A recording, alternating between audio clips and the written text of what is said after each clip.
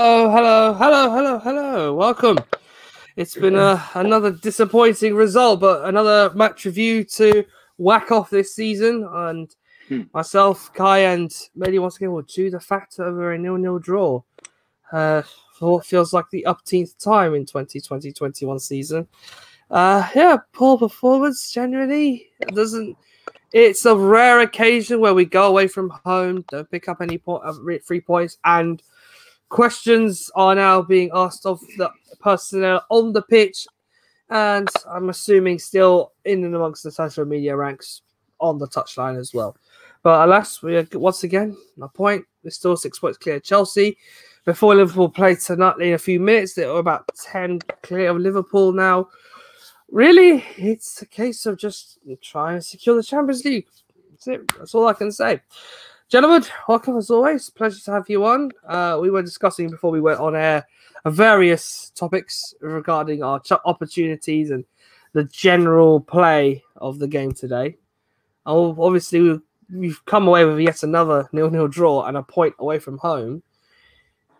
What are your instant reactions to those? Poor again. Another draw against the top six, which has made it 6 for the season. It's not good enough. It's just not good enough. Can't keep drawing against these top teams. Like I said, last season we done a lot better. So how have we gone from winning games against top six and scoring goals to not even be able to score or pick up any wins this season? It's just not good enough. Obviously, before the lineup, I wasn't happy to see Lindelof playing, but like I said, he done his thing today. So I have to hold my hands up and say I was wrong. Other than that, the lineup wasn't too bad. I wasn't too disappointed with the lineup, but it's just we didn't show enough to. Also, we had chances to win the game, but Chelsea were there for the taking, and I feel we didn't go after them like we should have, because we could have won that game. We had a few chances to take and win, but we're not clinical enough. You can see we're missing Pogba in the middle today, Cavani up front. There was even a chance where I think James crossed it in, the keeper spilled it. There was no one following in. Cavani was there. He taps that in for a goal. So no one was following in. So I feel, obviously, we got a few injuries, but that's still not an excuse. The players we had in the pitch today, you got international players, quality players on the pitch. The players we had in the pitch were good enough to beat Chelsea today. So once again, another disappointing draw. A win would have been massive. We would have taken us 9 points ahead of Chelsea. Leicester lost today, so it would have put us 3 points ahead of Leicester. But drew again. So I'm not happy with, obviously, Solskjaer's with the time he took to make the substitutions, because like we said, Fred was on the yellow card. Donny was on the bench. This game would have been ideal for Donny. Put him on for 20 minutes, maybe 25 minutes. He could have changed the game. You're making subs at 78 minutes. You're not really giving the player enough time to settle in the game and do something. But while obviously Oli has his faults, the players too on the pitch have to take fault, because they should be doing better. We had some excellent chances. Like I said, Bruno wasn't his best game today. There was a couple of times on the counter where if he had played a better pass, we could have been in. So he was ineffective today. And like I was saying, if Bruno's ineffective, no one else is playing well. So like I always say, we rely on individuals too much. And you can't rely on individuals in football, because if that individual's not on his game, if no one else steps up, you're never going to win games. So for me, we got a lot of work to do. And yeah, literally. Yeah, this points dropped again. We had a chance to go 3 points clear of Leicester and 9 points clear of Chelsea. I don't know what it is with us. We're struggling to create a lot of chances against teams like this. In the game today, I don't think there was. Maybe we had one clear-cut chance. Apart from that, like, the whole team was, apart from 2-3 players, we were just dead. Like we didn't really attack them that much. You see Chelsea, their defense is made up of Azpilicueta, Christensen, and Rudiger. Apart from Rudiger, Christensen and Azpilicueta, they're slow. We have Rashford and James on the wings. Just get at them. Rashford again missing today. Bruno, horrible. His record against top six is horrible. I don't know what it is with him. But like Kai said, we can't rely on individual brilliance, but the whole team today, apart from 2-3 players, were horrible. Bruno's some of his passing is gone back to like a couple months ago where he's just trying to force things. Like that, we had the counter where Rashford was making a brilliant run, and then Bruno just overhits the pass. Like, it's simple, but for me, I criticized the players, and I disagreed with the lineup. But I hold my hands up. Lindelof played well, and Maguire played well today as well. But I think Ollie's got to take a lot of the blame. I'm not seeing anyone actually criticize him, and it's not fair to just blame the players because Ollie's the one setting them out. Yes, the players, they might not be performing to their best, but Ollie has to take some blame because I saw our expected goals of 0.38. 0.38 for Man United. Like, it's just not acceptable. I'm not accepting this because I want us to be challenging for league titles. Maybe that's not realistic right now, but I'm planning long-term and short-term. Short-term, I don't really see us winning a trophy this season. I see us getting top 4. I don't see us winning a trophy. Well, again, I've got my personal solo review coming up shortly, but if a quick synopsis on the game, I don't know. It's boring again. Yes, it's another game where we don't pick up points against the top 6. It is something we cannot really be proud of. And again, I stressed before we went on air that I think it is the players' fault. I also think it is also particularly fingers must be pointed a little bit more at the man on the touchline. Not because I'm a firm Ollie inner or anything like that. Being like, because I have to sit on the fence on these shows. We have all sorts of people who come on, and sometimes you've got to think rationally on both sides of the argument. In terms of today, people who are keen to obviously point out that he didn't pick Bailly over Lindelof. He picked Lindelof over Bailly. Will say that if Bailly played United, would have been more offensive and would have been able to create more and have a little bit more solidified at the back. But I think Lindelof pulled a few punches today and proved a few people wrong. So, credit where credit's due. He got a decent performance out of him. It's why he's the man of the match today. In terms, though, of the attack, it was a bit toothless up front. Fernandes was frustrated quite a lot this afternoon. You had Rashford doing very little creatively, but in any case, I'd have liked him to have done a little bit more of what he did against Newcastle. Make the space for yourself and try and create an opportunity rather than think of the first thing you should do in terms of when the ball's in the box and it lands to your feet. You should really think about opening space of that opportunity, which is like, I think is when he gets it straight on goal at Mendy's hands. Is the one I'm talking about. So that decision making is a thing I would consider. Another thing would be the fact that, the midfield pivot did well. They had a simple job to do. They were going to be counter-pressed all day. Tactically, you will see Chelsea will try to overrun United midfield, and ultimately they did. On numerous occasions, they did that. You kind of have to reflect on the game in general and think, okay, some things were right on the pitch today and off it as well, in terms of Ollie's tactical setup and how he's brought the team to Stamford Bridge to try and win the game. I think that's nothing more than what he was aiming to do.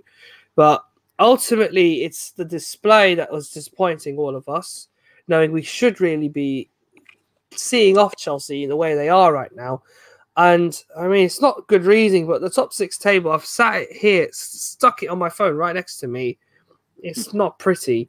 Worst out of the top 6. Haven't won a game against any of them after 7 attempts, with 5 draws and 2 defeats, and a goal difference of -6. The only goal we've scored against them was the one penalty against Tottenham. Yeah, the 6-1 defeat. That's horrific this season. We have only remaining in terms of the top 6 now. Generally, we only have left Manchester City and Spurs. I think we've played Liverpool back to back. We played Arsenal back to back. We played Chelsea back to back now.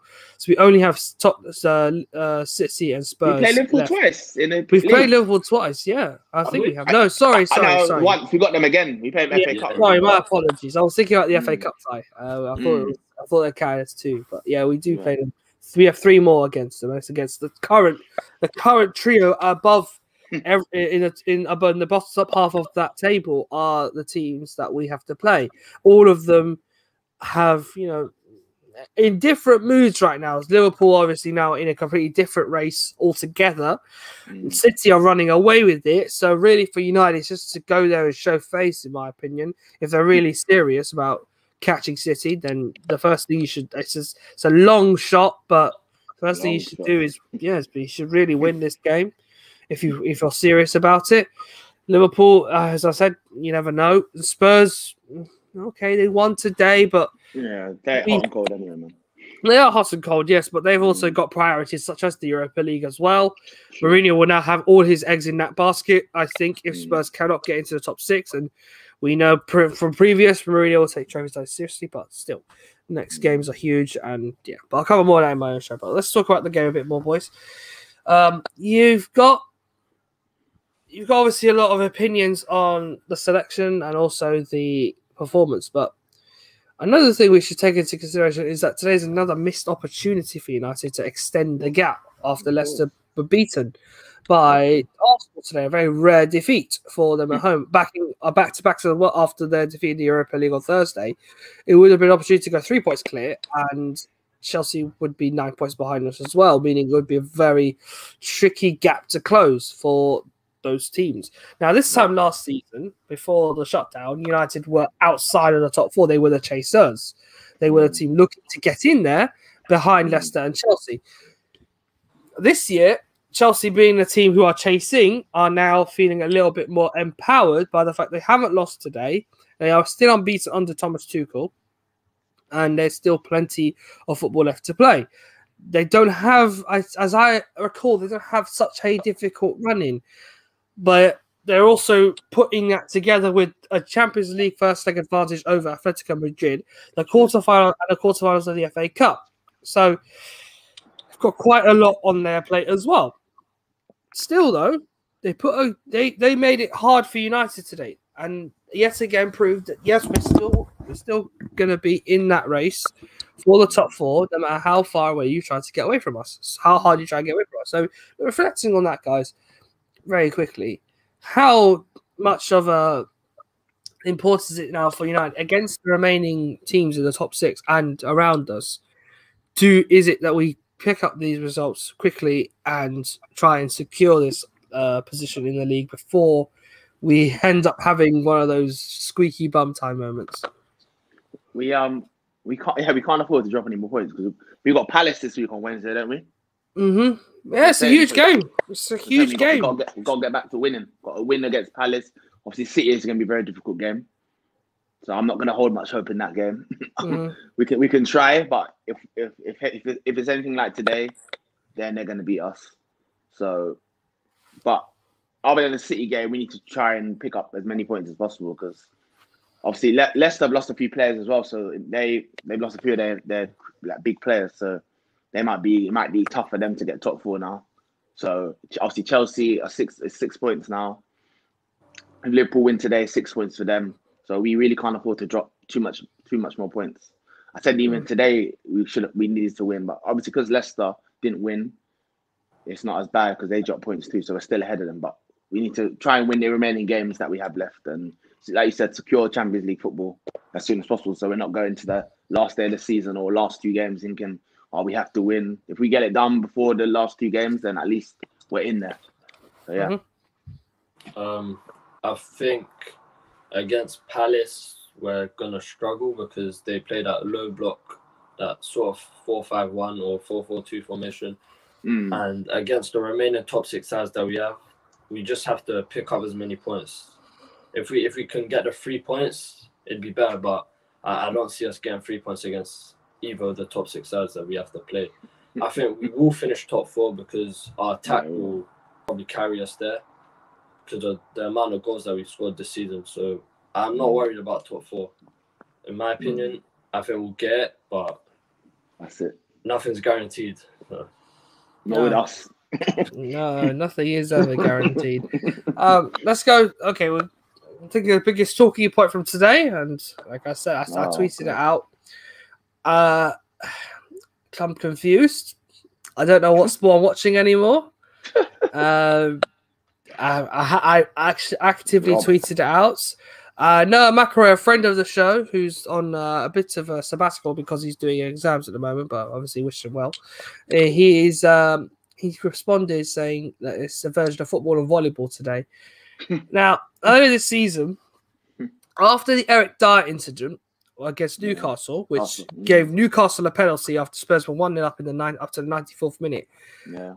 The VAR had opted to report to the referee that day that Eric Dyer's had his hand up in the air in an unnatural position, and it should be a penalty. That penalty was ultimately given.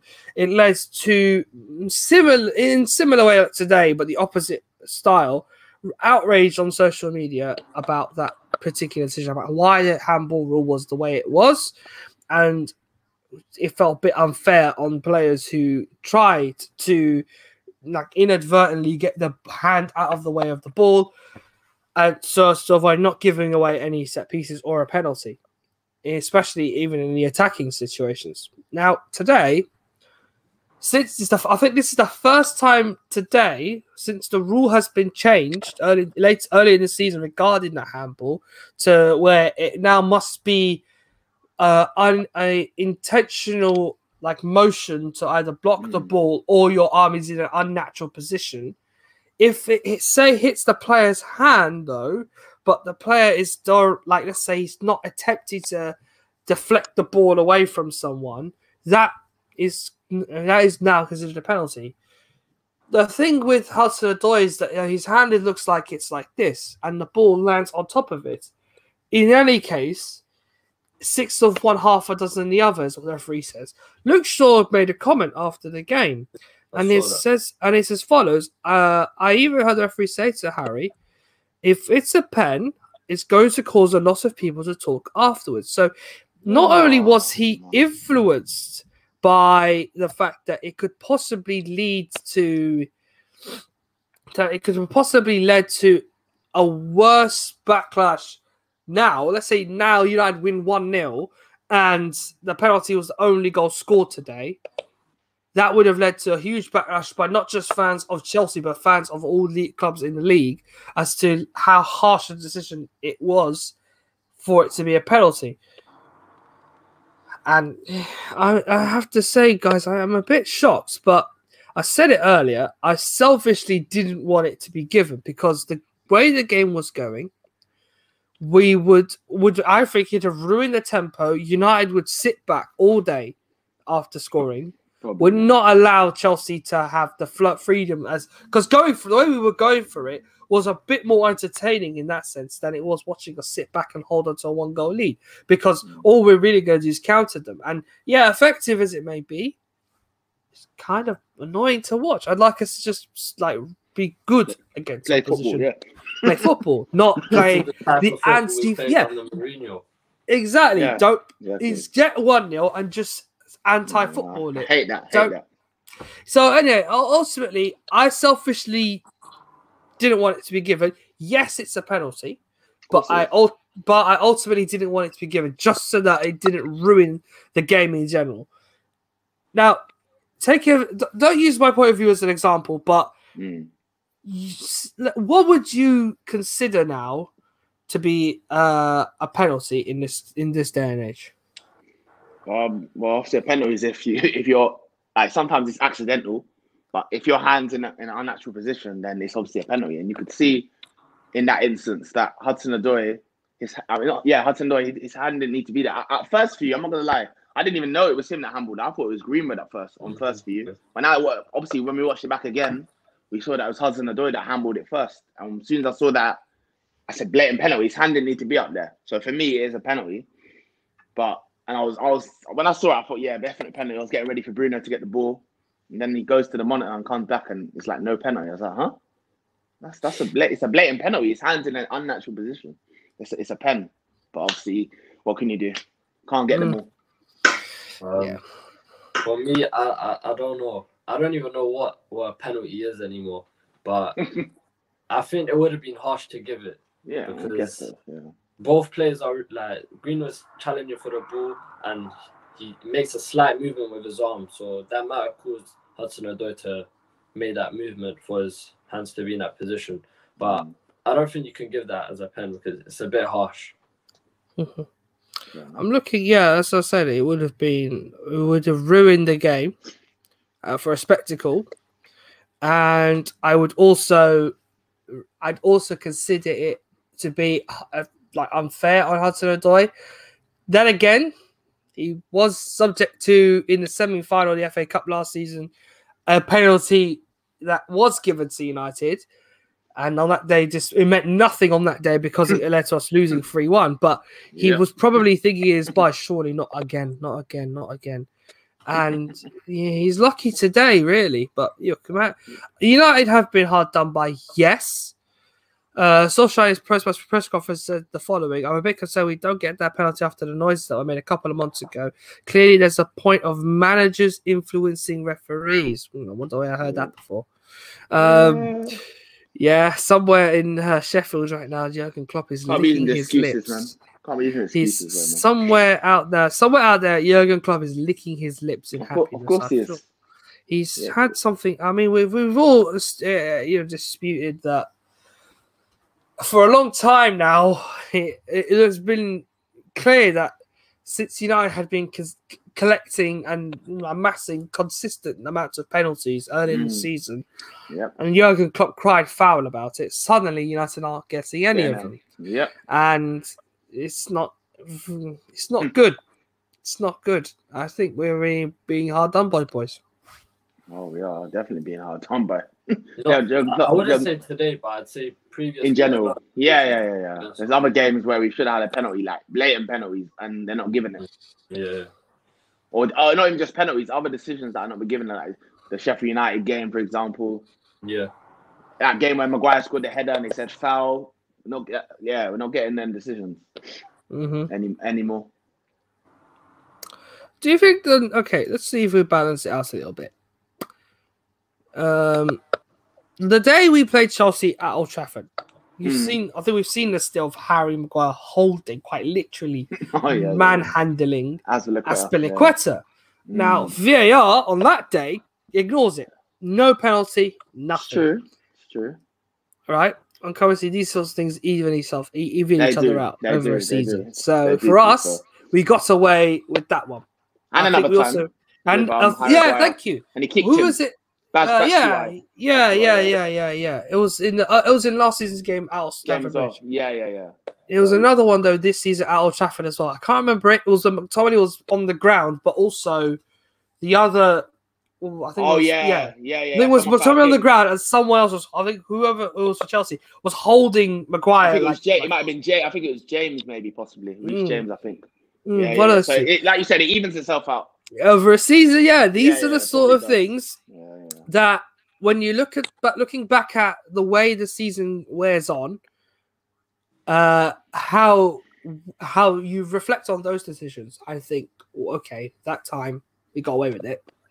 This time, hard done by, but maybe because of what happened early in the season, refs may have taken that into account. We could possibly be not getting away with this one as much as we did this time. So, interesting. Nevertheless, I'm a little surprised about that. Another comment from Solskjaer. We've seen, this is his quotes. We've seen, like a pause, and then he goes, "Was it Frank who started it?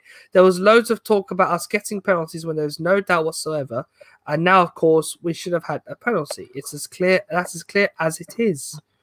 That's a Sky Sports, that one. Okay, so Ollie's pissed as well. Okay, well, let's look ahead. I mean, I'm trying not to think irrationally because we've still got plenty of football to play this season, and there's a lot more opportunities for us to, run away from the teams below us in the top 4 hunt. Look ahead now. Again, yes, Palace, huge game. Again, I hate playing against a low block, but the fact that we have the players that we have, and I'm hoping Cavani's fit for Tuesday. If it's nothing as bad as Ollie's made it out to be, I'd love him to be in that team just to mess around with the Palace defenders a little bit. But we're playing with a team against who has got nothing to lose, really. I mean, if I look at the table very quickly, Palace right now are in no man's land. I think, yeah, they were 13th with 33 points. Then they're pretty darn close to safety, and really, they've not got anything. Yeah, they've got nothing to play for. They drew 0-0 with Fulham today, if anything. Look ahead to that game, boys. How do you see that one going? Like Manny said, they play a low block, so obviously we'll have to find a way to get through them, because they're gonna set up not to lose, not to concede many goals. So we're gonna have to hope that obviously our attacking players can be better than they were today. Hopefully Bruno can get back to firing. Hopefully Rashford can have a better game. Like Cavani, if Cavani's fit, that'll be very good. If Cavani can be fit, so I think we're just gonna have to rely on hopefully individual brilliance again, and hope they're all firing on all cylinders come Wednesday. And I think that's the only way we're going to beat them. We're not going to destroy them. It's going to be, if we do win, it's going to be like a 2-1 or something like that. Mm-hmm. Yeah, it will be a tight game because we struggle against low block. And I said it for this game against Chelsea. I said they play that 3 at the back and we're going to struggle because we usually struggle with teams that play 3 at the back and they're good defensively. Palace as well. They're just, the way they defend very narrow and they're quick to get out to the wing. So we just have to move the ball quickly like we did against Burnley. We might have to get a bit lucky, but we're going to have to try and find a way. Bruno has to be on his game, Rashford, and hopefully Cavani's back. If Cavani's back, that'll be a huge boost for us because he's going to make sure the defenders aren't stable for the whole 90 minutes. And whoever plays on the right, I think we're going to probably need Greenwood to play because James against low blocks won't really work, and Greenwood knows how to take care of the ball. Like Kai said, it'll probably be a tight game, like a 2-1 or 1-0. Yeah, I think United need a clean sheet. United need a clean sheet. Good to get another one. We need to find and stop conceding goals. That'll be good. Man. Manchester United, they got another. United got another clean sheet today, and fine. Positive, I guess. Yeah, no, that's just a positive. It's not the only positive. The only positive would have been if that was the only positive out of the game, then it was the shittest game I've ever watched in my life. But this one had the element of tactical, solidity about it, and there was also some uncertainty about whether Chelsea would come out as they did against Atletico, or if we'd see the Chelsea that struggle and just sit back all day. We didn't see either. We saw a team that pressed. They both of them counter-pressed today. I think United need to play this more often. I want them to harry teams on a regular basis. Don't let them have the ball for too long in their back line if they're going to play out from the back. Try to pin Maguire on their tall striker. Make sure that he doesn't get freedom up the field. That's something I would do. But press. Do more of that. Press more. They made a lot of mistakes. We can only do that when James plays because he initially. That's my point. Yeah. That's my point, Mehdi. I would like to see James play again. Greenwood makes sense. In fact, don't change the front four from today. Just don't change it. Play that press. Unless Cavani's fit, then you take out James. Then you take out James. Yeah, only take him out if Cavani's fit. Yeah. But if he's not, don't change the front four because that. In any case, like you said, Kai, just now, both of them do the same job. Do press very well. They have a lot of energy. One has pace. One has the stamina and the endurance to go on all day. So even at 33. Cavani's 34. He's still at it, so it's good to see Cavani doing it on a regular basis still. Just hoping though, if he isn't fit, then we still see this front four. This front four can still attack very well on the counter. They're still very formidable with goal scoring, as we saw last week. And ultimately today, once again, we could be better, up front, but. The goals are drying up a little bit. What are we on now in terms of goals recently? 53 goals this season, 53 still. City only scored 2 yesterday. Oh, we're lucky still to be the highest scorers in the league, but we're not looking like it at the moment, to be honest. And we only scored 7 in our last 5. 7 in our last 5, and then you have 8 plus 17 goals in 8 games. Oh dear. In all competitions. So we've not looked good in front of goal in 8 games. Could score more, in my opinion. Could score Of course more. we can But, score more. We've got the players to. mm, No reason why we shouldn't be doing that. yeah, 21. Is that 21? No, 20 goals. 20 goals in 8 games. So we should be at least 30, 35 goals. More of that, at least. We would be a lot closer to either we'd be closer to City or drifting away from the top 4 hunt. So, alas, it is what it is. And yeah, there really isn't much to talk about, everyone. We try our best to fill these shows, but even I'm running out of content, like to try and drip feed today, especially with the way the game has gone. Like trying to pick, as we said, we picked up positive performances at the beginning, but like it's another 0-0 draw. You're starting to wonder now, when will it happen this season for United against top 6? We can't constantly be picking up points against mid-table sides. It's all the teams at the bottom. We either beat them or struggle, and yeah, exactly. You can't have one or the other. You have to be good against everyone else, and then against the top 6. Okay, don't lose. If anything, win if you can, or if you're great, if you play well enough, win. But if you're looking like you're on the back foot a little bit, okay, fine, just recoil a bit. Take it easy at the back. I understand. It's got to improve, though. It's got to improve, lads. I don't know about you. We need to get the consistency. We need to get the consistency back that we had earlier in the season. Remember, we went on that run. We were winning game after game. Players were confident. We were scoring goals. It was great to watch. And then all of a sudden, because when I first came on this show, we was winning every game at first. Like, remember, we were going on like a 9-10 game unbeaten run. I was thinking, yeah, keep this going. And then the Sheffield United game came, and that's when it all came crashing down. Yeah, it was that run that got us top, and yeah, exactly. We were never going to stay there, but realistically, I mean, sheepishly, a lot of people will say that they would, but realistically, we were never going to stay there. But ultimately, we proved in the end that we were more than capable of.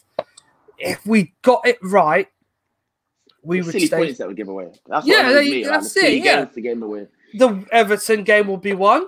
The other one, Sheffield United will be one. Another one we can also add to the list. West Brom, even Arsenal game we could. And Arsenal, yeah. So predominantly Arsenal, Sheffield United, Everton, and West Brom are 4 matches. United. Had we won them games, where would we be now? We would be so close to City. That would be closer to City than where we are now. Then this draw doesn't look so bad because exactly. You think about all of that. You think United have gone on an amazing run. They're keeping up with Manchester City. I mean, what? That's another 11 points. 4 points. That would have been too 4 bad. points. Respectable amount of points behind City. That would have been decent for us. You're then just now just waiting for them to slip up. And we got to play them as well. And we still got to play them. Who knows what could happen in the match? We could have gone 1 point behind, and then they could have. You don't know who else they got to play. They could drop another point. That's the only thing I'm annoyed about. We could be so much further ahead if we just didn't lose or draw these silly games that we should have won. That's what just annoyed me right now. Yeah, thinking about it. The 2 times they've lost this season was Leicester and Spurs. So after that, it's just been frankly outrageous. The run of games: Wolves, United, Southampton, all at home, and then Fulham away, which is a gimme. And then they have the second leg of their Champions League tie against Mönchengladbach before going to Everton and the FA Cup. So the next 6 is, it's not as difficult as ours, as we have another game to play in the Europa League. Yeah, I'm thinking realistically, we only should have. The only game, obviously, we got destroyed by Tottenham, and maybe the Palace game. The only 2 games, obviously, at the beginning of the season, we didn't start very well. If we had not dropped silly points, they could have been the only 2 games. And if we didn't lose to Arsenal, which we never should have lost to Arsenal, we could only have lost 2 games right now this season. Yeah. If we hadn't lost silly games, they lost them other Sheffield United and Arsenal, because we haven't even lost that many games this season. To be fair, absolutely. 4 games. It's not even that bad. It's not even that bad. Just like the draws have killed us. I mean, that for us is something which is good to see. We've lost less games this season than if I look at last season very quickly. Yeah, I'm sure. Look at last season. We we must have lost more than that, like 7 or something, 6 or 7 last season. Yeah, we lost 8 games last season, and so so that's not too bad. Yeah, we squeezed into the top four. Just the draws. It's just the silly draws that have actually 12 draws last season as well. And what are we on this season? And how many like got 9? this season? Yeah, like 9 or something like that. 8. There we go. 8 draws this season. We got 12 matches tied out of with the 16 wins we had also last year. 4 of them had been wins. It would have been so much better. Wouldn't even look that bad. Yeah. But I know last season again was an anomaly. This season is a different kind of situation. It's the fact though that the 2 teams that had no preseason are now running first and second in the league, and everyone else who did have time off, surprise, struggling. So that tells you a story, innit? Before we start off, boys, because there's not really not much to talk about.